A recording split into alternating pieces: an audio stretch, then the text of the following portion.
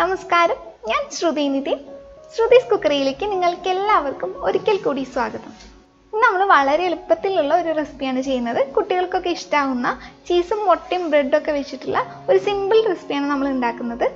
അപ്പോൾ ഈ ഒരു വിഭവം ഞാൻ എൻ്റേതായ രീതിയിലാണ് കാണിക്കുന്നത്. അപ്പോൾ നമുക്കിത് എങ്ങനെയാണ് ഉണ്ടാക്കാൻ നോക്കാം. വീഡിയോയിലോട്ട് പോകാം. അപ്പോൾ ഈ ബ്രെഡ് ചീസ് ഓംലെറ്റ് ഉണ്ടാക്കാനായിട്ട് നമ്മളിവിടെ 2 മുട്ട എടുത്തിട്ടുണ്ട്.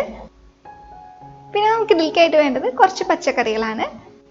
അപ്പോൾ നിങ്ങൾക്ക് ഇഷ്ടമുള്ള ഏത് പച്ചക്കറികൾ വേണമെങ്കിലും എടുക്കാം. പിന്നെ ഇത് വേണം നിർബന്ധമൊന്നുമില്ല. അപ്പോൾ നമ്മളിവിടെ എടുത്തിരിക്കുന്നത് കുറച്ച് ക്യാപ്സിക്കം എടുത്തിട്ടുണ്ട്, പിന്നെ മല്ലിയില, പിന്നെ പച്ചമുളക് എരിവിനനുസരിച്ചിട്ട്, പിന്നെ തക്കാളി, പിന്നെ കുറച്ച് കാബേജ് അരിഞ്ഞെടുത്തിട്ടുണ്ട്. അതൊക്കെ കുറേശ്ശെ അളവിലെടുത്താൽ മതി. എല്ലാം കൂടിയിട്ട് അളവ് പറയാം എത്ര എടുത്തതെന്നുള്ളത്. അപ്പോൾ ക്യാരറ്റൊക്കെ നിങ്ങൾക്ക് ഇഷ്ടമാണെങ്കിൽ ഇതിന് വരെ അതെടുക്കാം. പിന്നെ ഇതിലേക്കായിട്ട് കുറച്ച് സവാള വേണം, ഒരു 1/4 സവാളയൊക്കെ എടുത്താൽ മതി. ഇനി നമ്മൾ പൊട്ടിച്ച ഈ മുട്ടയിലേക്ക് കുറച്ച് ഉപ്പും കൂടി ഇട്ടിട്ട് അത് നന്നായിട്ടൊന്ന് ബീറ്റ് ചെയ്ത് വെക്കുക.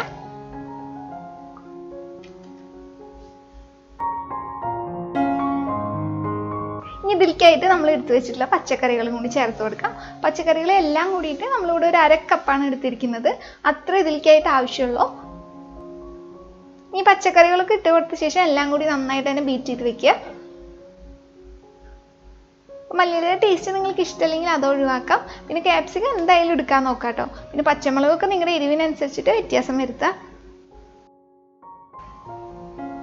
ഇതിലേക്കായിട്ട് കുറച്ച് കുരുമുളക് പൊടിയും കൂടി ചേർക്കുന്നുണ്ട്. അപ്പോൾ കുരുമുളക് പൊടിയുടെ അളവൊന്നും കറക്റ്റ് പറയുന്നില്ല, കാരണം അത് ഓരോരുത്തരുടെ എരിവിനനുസരിച്ചിട്ട് അങ്ങോട്ടും ഇങ്ങോട്ടും മാറ്റം വരുത്താം. കുട്ടികൾക്കൊക്കെ ആണെങ്കിൽ അത്രയധികം ചേർക്കേണ്ട. എരിവ് കൂടുതലാണെങ്കിൽ അവർ കഴിക്കില്ല. പിന്നെ വലിയവർക്കൊക്കെ ആണെങ്കിൽ കുറച്ച് എരിവൊക്കെ കൂടുതലുള്ളതായിരിക്കും നല്ലത്. അപ്പോൾ അതിനനുസരിച്ചിട്ട് നിങ്ങൾ ചേർക്കാം. എന്നിട്ട് ഇതുപോലെ നന്നായിട്ട് ബീറ്റ് ചെയ്ത് വെക്കുക. പിന്നെ ഇതിലേക്ക് ആവശ്യമായിട്ടുള്ളത് നമുക്ക് ബ്രെഡാണ്. അപ്പോൾ വീറ്റ് ബ്രെഡോ അല്ലെങ്കിൽ വൈറ്റ് ബ്രെഡ് ഏതാണ് നിങ്ങൾക്ക് ഇഷ്ടം എന്ന് വെച്ച് കഴിഞ്ഞാൽ അതെടുക്കുക. അത് ഇതുപോലെ നടുക്കിൽ ഇങ്ങനെ കട്ട് ചെയ്തിട്ട് ഈ ഒരു ഷേപ്പിലാക്കിയിട്ട് ഒന്ന് മാറ്റി വെക്കുക. അപ്പോൾ ഈ 2 മുട്ട വെച്ചിട്ട് നമുക്ക് 4 ബ്രെഡ് ഓംലെറ്റുകളാണ് ഉണ്ടാക്കാൻ പറ്റുക. അത് ബ്രെഡിൻ്റെ വലുപ്പത്തിനനുസരിച്ചിട്ട് അങ്ങോട്ടും ഇങ്ങോട്ടൊക്കെ വ്യത്യാസപ്പെട്ടിരിക്കും. അപ്പോൾ അതുകൊണ്ട് ബ്രെഡൊക്കെ ഇതുപോലെ കട്ട് ചെയ്ത് വെച്ച് കഴിഞ്ഞാൽ നമുക്ക് ഇനി ബ്രെഡ് ഓംലെറ്റ് ഒക്കെ ഉണ്ടാക്കാൻ തുടങ്ങാം. അപ്പോൾ അതിനായിട്ട് പാൻ നന്നായിട്ട് ചൂടായിട്ട് വരുമ്പോൾ അതിലോട്ട് കുറച്ച് ബട്ടറോ അല്ലെങ്കിൽ നെയ്യോ ഒന്ന് ഒഴിച്ചു കൊടുക്കുക.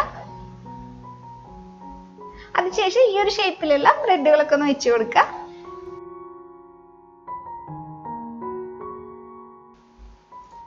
ഇനി ഓരോ ബ്രെഡിൻ്റെ നടുക്കിലായിട്ട് ആ ഭാഗം ഒഴിഞ്ഞെടുക്കില്ലേ, അപ്പോൾ അതിലോട്ടായിട്ട് നമ്മൾ നേരത്തെ തന്നെ കലക്കി വെച്ചിട്ടുള്ള മുട്ടയൊന്ന് ഒഴിച്ചു കൊടുക്കുക.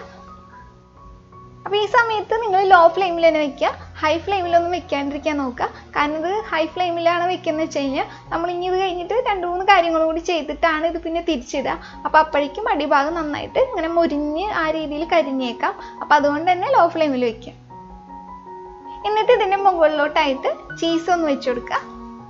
അപ്പോൾ ചീസ് ഇഷ്ടമില്ലാത്തവരാണെങ്കിൽ അത് നിങ്ങൾക്ക് ഒഴിവാക്കിയിട്ട് ബാക്കിയുള്ള സ്റ്റെപ്പുകൾ ചെയ്തെടുത്താൽ മതി.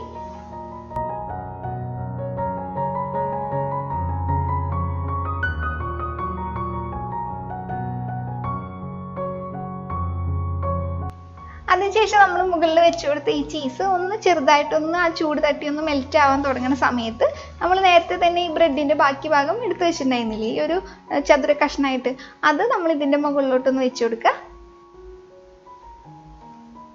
എന്നിട്ട് നന്നായിട്ട് തന്നെ ഒന്ന് അമർത്തി കൊടുക്കുക. എന്നിട്ട് ഇതുപോലെ മുകളിലൊന്ന് പിടിച്ചതിന് ശേഷം ഒന്ന് പയ്യെ ഒന്ന് തിരിച്ചിട്ട് കൊടുത്താൽ മതി. ഇനി ആ ഭാഗം കൂടി ആയാൽ മതി, അത്രേ ഉള്ളൂ കേട്ടോ.